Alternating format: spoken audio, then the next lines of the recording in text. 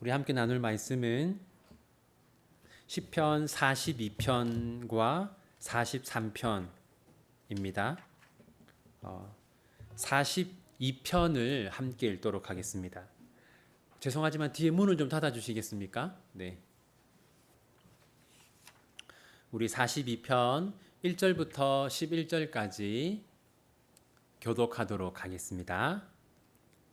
시편 42편 1절부터 11절까지 교독하겠습니다. 하나님이여, 사슴이 시냇물을 찾기에 갈급함 같이 내 영혼이 주를 찾기에 갈급하니이다. 내 영혼이 하나님 살아계시는 하나님을 갈망하나니 내가 어느 때가 나가 그의 얼굴을 배울까. 사람들이 종일 내게 하는 말이 내 하나님이 어디 있느뇨 하오니 내 눈물이 주야로 내 음식이 되었도다.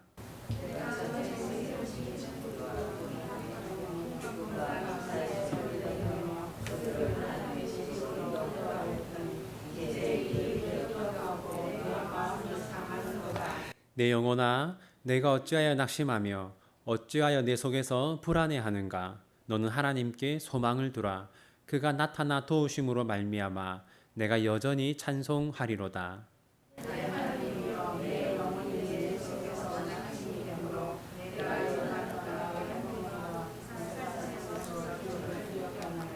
주의 폭포 소리에 깊은 바다가 서로 부르며 주의 모든 파도와 물결이 나를 휩쓸었나이다.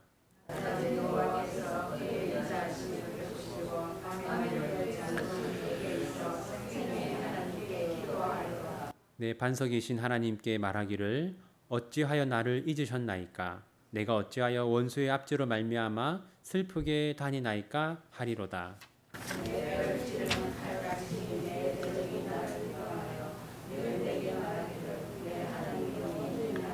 함께 읽겠습니다. 내 영혼아, 내가 어찌하여 낙심하며 어찌하여 내 속에서 불안해하는가. 너는 하나님께 소망을 두라. 나는 그가 나타나 도우심으로 말미암아 내 하나님을 여전히 찬송하리로다. 아멘. 우리가 오늘 42편만 보는 게 아니라 42편과 43편을 함께 보려고 합니다. 왜냐하면 42편과 43편은 원래 하나의 시편이기 때문입니다. 하나의 시편인데 후대에 둘로 나눠지게 된 겁니다. 그러면 원래 하나의 시편이었던 것을 어떻게 알 수 있느냐? 첫 번째 이유는 주제가 같습니다. 그런데 단순히 주제만 같다고 하나라고 볼 수는 없겠죠. 또 하나의 이유는 후렴구가 같습니다. 5절 보세요. 내 영혼아, 내가 어찌하여 낙심하며 어찌하여 내 속에서 불안해하는가. 너는 하나님께 소망을 두라. 그가 나타나 도우심으로 말미암아 내가 여전히 찬송하리로다. 11절 보십시오. 내 영혼아, 내가 어찌하여 낙심하며 어찌하여 내 속에서 불안해하는가. 너는 하나님께 소망을 두라. 나는 그가 나타나 도우심으로 말미암아 내 하나님을 여전히 찬송하리로다. 그리고 43장 5절 보십시오. 내 영혼아, 내가 어찌하여 낙심하며 어찌하여 내 속에서 불안해하는가. 너는 하나님께 소망을 두라. 그가 나타나 도우심으로 말미암아 내 하나님을 여전히 찬송하리로다. 이렇게 후렴구가 똑같죠. 그러니까 하나의 시편이고 1행, 2행, 3행 이렇게 구성되어 있는 겁니다. 그래서 오늘은 이 두 개의 시편을 하나로 보고 함께 보도록 하겠습니다. 먼저 우리 함께 1절 함께 읽겠습니다. 하나님이여, 사슴이 시냇물을 찾기에 갈급함 같이 내 영혼이 주를 찾기에 갈급하나이다. 지금 이 시인은 누구를 찾고 있습니까? 내 영혼이 주를 찾기에 갈급하니이다. 그러니까 지금 이 시인은 하나님을 찾고 있어요. 그런데 여러분, 구약의 성도들은 하나님을 만나기 위해서 어디로 갔을까요? 예루살렘 성전으로 갔습니다. 그러니까 지금 이 시인은 예루살렘 성전에서 멀리 떨어진 곳에 있다는 것을 알 수 있어요. 3절 함께 읽겠습니다. 사람들이 종일 내게 하는 말이 내 하나님이 어디 있느뇨 하오니 내 눈물이 주야로 내 음식이 되었도다. 지금 시인이 눈물을 흘리고 있잖아요. 그런데 시인이 눈물 흘리는 이유가 뭡니까? 이 시인 주변에 있는 사람들이 하나님이 어디 있느냐 이렇게 지금 따져 묻고 있단 말이에요. 그러니까 이 사람들은 이스라엘 백성들이 아니고 이방인인 겁니다. 지금 이 시인은 이방인들에게 둘러싸여 있어요. 우리가 추측하기로는 아마도 이 시인은 이방 나라와 전쟁을 하면서 전쟁 포로가 된 것으로 보입니다. 그래서 이스라엘로부터 멀리 떨어지게 된 것이죠. 그래서 지금 이 시인에게는 이런 소원이 있어요. 4절 함께 읽겠습니다. 내가 전에 성의를 지키는 무리와 동행하여 기쁨과 감사의 소리를 내며 그들을 하나님의 집으로 인도하였더니 이제 이 일을 기억하고 내 마음이 상하는도다. 여러분 4절에 보면 하나님의 집 표시해 보십시오. 이 시인이 과거에는 하나님의 집 어디입니까? 성전이죠. 과거에는 성전에서 마음껏 하나님을 예배했는데 지금은 전쟁 포로가 되어서 고향으로도 갈 수 없고 예루살렘 성전으로도 갈 수 없게 된 겁니다. 얼마나 마음이 지치고 상했겠습니까? 이때 이 시인은 한 가지 소망을 품었습니다. 5절 함께 읽겠습니다. 내 영혼아 내가 어찌하여 낙심하며 어찌하여 내 속에서 불안해하는가? 너는 하나님께 소망을 두라. 그가 나타나 도우심으로 말미암아 내가 여전히 찬송하리로다. 여러분 거기 한번 표시해 보세요. 너는 하나님께 소망을 두라. 이 시인은 지금 전쟁 포로가 되어서 이방 나라에 잡혀 있는데 무엇이 소망입니까? 하나님이 자신의 소망이에요. 언젠가는 하나님이 나를 다시 고향으로 돌아가게 하실 것이다. 하나님이 나를 고향으로 돌려보내셔서 예루살렘에서 예루살렘 성전에서 하나님을 예배하게 하실 것이다라는 소망, 희망을 품고 있습니다. 6절 함께 읽겠습니다. 내 하나님이여 내 영혼이 내 속에서 낙심이 되므로 내가 요단 땅과 헤르몬과 미살산에서 주를 기억하나이다. 이제 우리는 이 시인이 어디에 있는지를 알 수 있어요. 어디에 있습니까? 요단 땅이 있죠. 여러분 지금 요단 땅과 헤르몬이라고 나오는데 이 헤르몬 산을 말하는 겁니다. 그럼 이 위치가 어디냐면요. 대략 이렇게 볼 수 있어요. 우리 부산을 기준으로 하면 부산이 예루살렘이라면 헤르몬 산은 저기 한 백두산쯤 되는 겁니다. 그리고 이곳은 과거에 아람이라고 하는 나라가 여기에 자리를 잡고 있었어요. 그리고 아람과 이스라엘은 전쟁을 자주 했거든요. 그러니까 아마도 이 시인은 아람과 전쟁을 하던 중에 포로가 된 것 같습니다. 그리고 이 시인은요, 아람 땅에서 이런 일을 당하고 있어요. 9절 함께 읽겠습니다. 내 반석이신 하나님께 말하기를 어찌하여 나를 잊으셨나이까? 내가 어찌하여 원수의 압제로 말미암아 슬프게 다니니까 하리로다.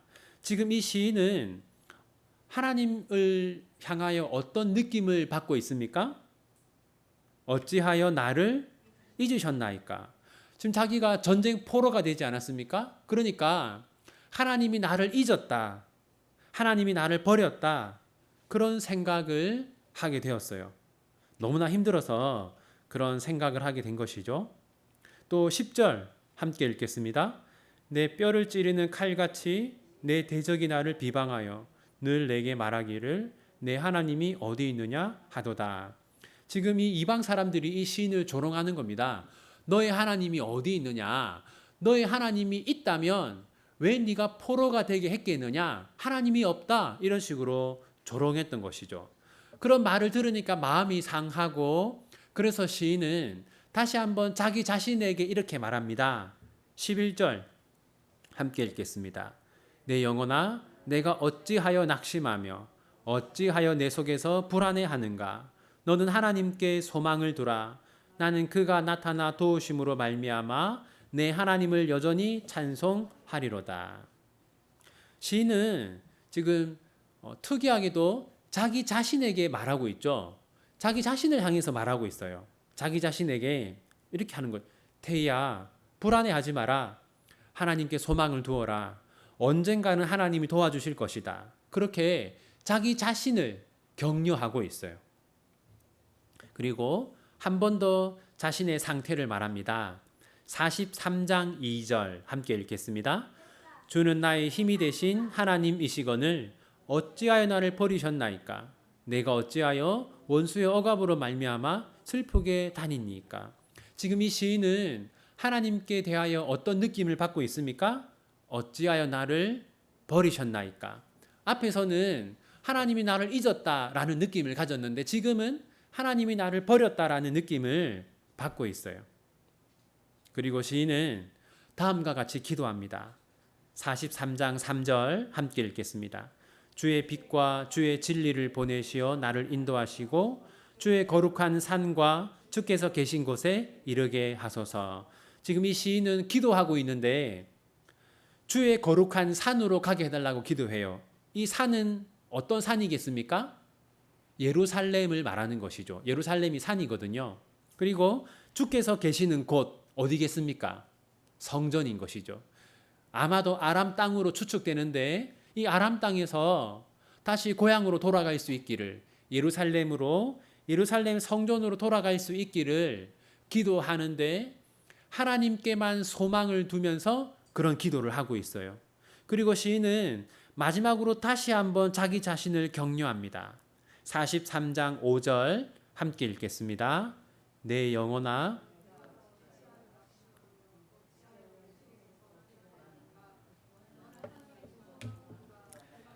도우심으로 말미암아 내 하나님을 여전히 찬송하리로다. 이제 시편 42편과 43편이 우리에게 주는 교훈을 생각해 보겠습니다. 첫 번째는 예배보다 소중한 것은 없다라는 겁니다. 우리 1절 말씀 한 번 더 보십시오. 하나님이여 사슴이 시냇물을 찾기에 갈급함 같이 내 영혼이 주를 찾기에 갈급하니이다. 지금 이 시인은 무엇에 목말라 합니까? 지금 성전에서 하나님 예배하는 것을 목말라 하고 있어요. 여러분 우리가 지금은요 예배의 홍수라는 말을 하거든요. 너무나 예배가 많고 또 우리가 예배를 하는데 방해될 것이 거의 없지 않습니까? 그래서 우리가 예배의 소중함을 잊고 살아갈 때가 많아요. 그런데 이 시인은 예배를 빼앗기고 나니까 그 예배가 얼마나 중요했는가 하는 것을 알게 되었어요. 여러분 우리도 예배가 얼마나 중요한가 하는 것을 잊지 말아야 합니다. 우리는 예배를 통해서 하나님을 만나고 하나님은 예배를 통해서 우리를 찾아오시고 우리에게 은혜를 주십니다. 우리의 인생에서 제일 소중한 것 하나를 꼽으라면 예배라고 할 수 있어요. 두 번째는 하나님의 백성은 절대로 희망을 잃지 않는다라는 겁니다. 여러분 지금 이 시인은요 아마도 전쟁 포로가 된 것 같습니다. 그리고 고향에서 멀리 떨어진 아람 땅으로 온 것 같아요. 얼마나 비참한 처지입니까? 그런데 이 시인은 하나님께 소망을 두었습니다. 무슨 말이냐면 희망을 잃지 않은 겁니다. 여러분들이 지금 아무리 힘든 상황에 있어도 절대로 희망을 버리지 마십시오. 여러분이 간절히 소원하는 것을 언젠가는 하나님께서 이루어 주실 것이라는 그런 희망을 늘 품고 살아가십시오. 세 번째는 사탄은 하나님이 우리를 잊었다라고 말하면서 우리를 절망에 빠지게 한다라는 겁니다. 여러분 이 시인은 어떤 느낌을 가지고 있었습니까? 하나님이 나를 잊었다. 하나님이 나를 버렸다. 그런 느낌을 받고 있었어요. 여러분 이런 생각은 누가 주는 것이겠습니까? 사탄이 주는 것이죠. 근데 우리도 이런 생각을 할 때가 많이 있습니다. 여러분 우리는 그런 사탄의 공격에 넘어가서는 안 됩니다. 네 번째는요. 우리는 절망에 빠질 때마다 스스로를 격려해야 한다라는 겁니다. 우리 42편 11절 한번 보십시오. 내 영혼아, 자기에게 말하는 것이죠. 내 영혼아, 내가 어찌하여 낙심하며 어찌하여 내 속에서 불안해하는가? 너는 하나님께 소망을 두라. 나는 그가 나타나 도우심으로 말미암아 내 하나님을 여전히 찬송하리로다. 여러분, 우리도 참 절망적인 생각이 들 때가 있잖아요. 하나님이 나를 잊었다. 하나님이 나를 버렸다. 나에게는 희망이 없다. 그런 생각이 들 때가 많이 있지 않습니까? 여러분, 그때 스스로를 격려하십시오. 불안해하지 마라. 하나님께 소망을 두어라. 하나님께 희망을 두어라. 하나님이 언젠가는 반드시 도와주실 것이다. 그렇게 우리는 스스로를 격려해야 합니다. 이제 말씀을 맺겠습니다. 여러분, 만약 하나님이 우리를 잊으신다면, 그리고 하나님이 우리를 돕지 않으신다면 우리의 인생은 너무나 절망적일 것이고 우리에게는 소망이 없을 것입니다. 그래서 사탄은 하나님이 우리를 잊었다라는 생각을 우리가 하게끔 우리를 유혹할 때가 있습니다. 그런데 여러분, 하나님이 우리를 잊어버리는 일은 절대로 일어나지 않습니다. 하나님은 항상 우리를 기억하시고 항상 우리를 지켜보고 계십니다. 그러므로 우리는 불안한 마음이 들 때, 하나님이 우리를 잊어버린 것처럼 생각될 때 다음과 같이 스스로를 격려해야 합니다. 여러분, 우리 42편 11절 말씀을 반복해서 3번 읽도록 하겠습니다. 내 영혼아, 내가 어찌하여 낙심하며 어찌하여 내 속에서 불안해하는가? 너는 하나님께 소망을 두라.